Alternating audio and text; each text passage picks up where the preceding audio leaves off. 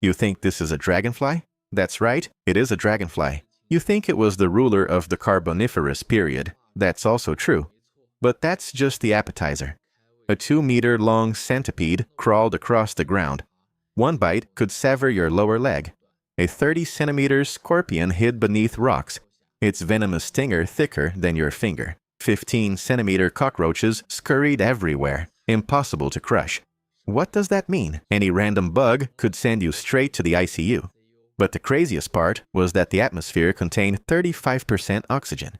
One breath would likely leave you suffering oxygen toxicity and unconscious.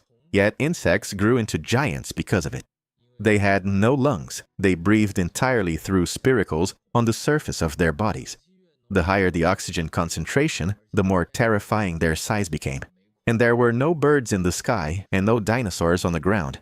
Insects were the absolute rulers. This was the Carboniferous Period, a crazy age in which a human wouldn't survive 3 minutes, yet insects ruled the world. But here's the question: why did oxygen levels soar to 35% back then? The answer lies in an unprecedented explosion of plant life. About 350 million years ago, Earth's land masses had just merged into a supercontinent. Near the equator, the climate was warm and humid, with swamps everywhere.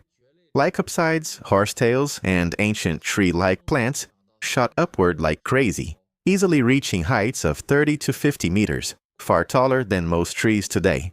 The key point is that when these plants died, they didn't rot. That's right, you heard correctly.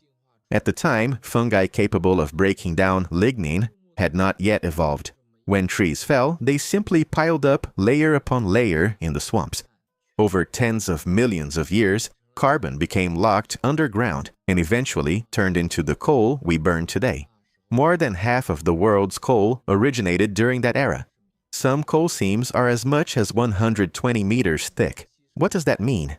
It means plants were absorbing enormous amounts of carbon dioxide and releasing oxygen, while almost nothing returned the carbon to the atmosphere. Oxygen levels skyrocketed from 21% to 35%. The entire planet became a giant oxygen chamber. But for insects, this wasn't a disaster. It was a superpower. Their respiratory systems were completely different from ours.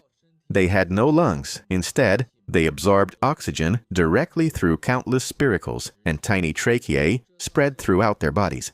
This system had one fatal weakness. The larger the body, the harder it was for oxygen to reach deep tissues. Under normal conditions, insect size has a limit. Beyond that, they would suffocate. But 35% oxygen shattered that limit. Oxygen diffusion became dramatically more efficient. The insects began to grow uncontrollably, each generation larger and more fearsome than the last. The ruler of the skies was the giant dragonfly. In 1880, a French coal miner unearthed its fossil while mining coal.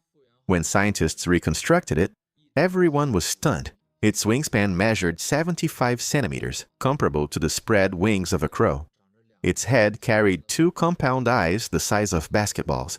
Each eye contained 30,000 individual lenses, allowing it to lock onto prey with nearly 360-degree vision. Beneath its mouth was a terrifying set of jaws capable of crushing armor-like exoskeletons. Even early amphibians appeared on its menu. Even more frightening, each wing was controlled by its own set of muscles. It could hover, dive, and turn sharply with a level of maneuverability that rivaled modern fighter jets. Once it locked onto a target, it would dive like an eagle, seize its prey with hooked legs, and tear it apart piece by piece. Think that's the end? Something even more terrifying roamed the ground. The giant millipede arthropods. It reached 2.6 meters in length and weighed around 50 kilograms.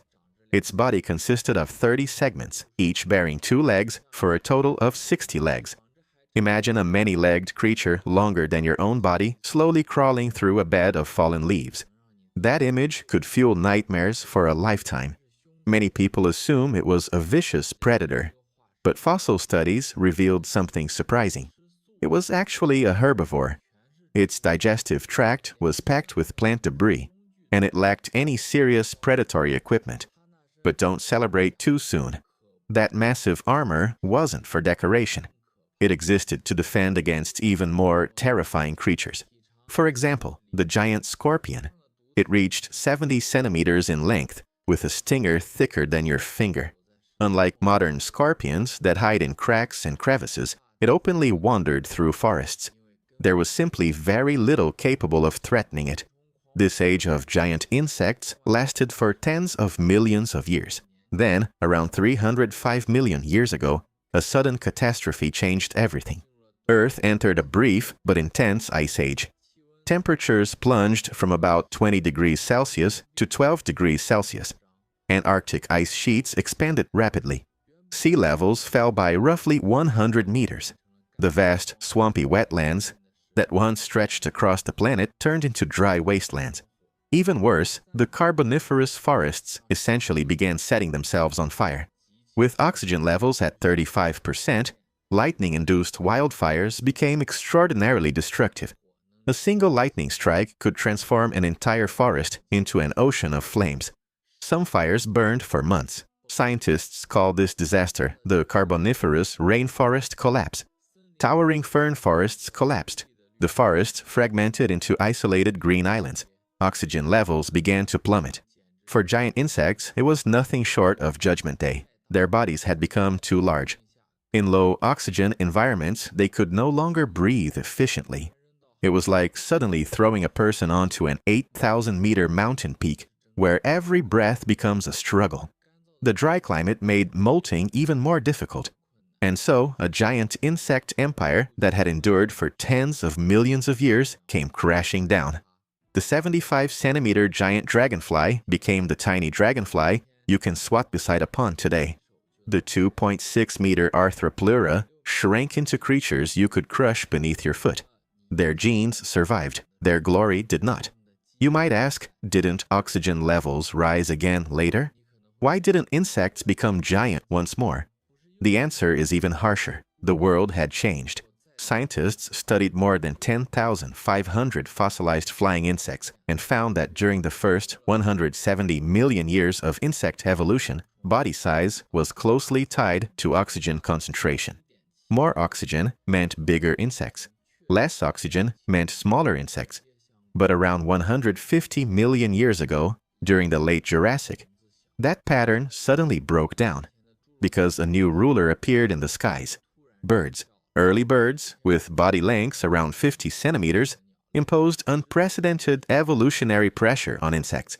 The larger an insect became, the less agile it was, and the easier it was to catch. Large insects were quickly eliminated. Speed and maneuverability became more important than size. Then, around 60 million years ago, bats joined the hunt. Giant insects lost their last chance of making a comeback. The dragonflies, centipedes, and cockroaches we see today are all descendants of those ancient giants. They did not become weaker. They were simply locked into small body sizes by vertebrate predators. This is the ruthless law of evolution. No matter how powerful you once were, no one can rule forever in the face of time and environmental change. The giant insects learned this lesson. The dinosaurs learned this lesson. Humans will be no exception. The Carboniferous Period spent 300 million years teaching us one truth. The true king is not the biggest one. It's the one that survives until the end.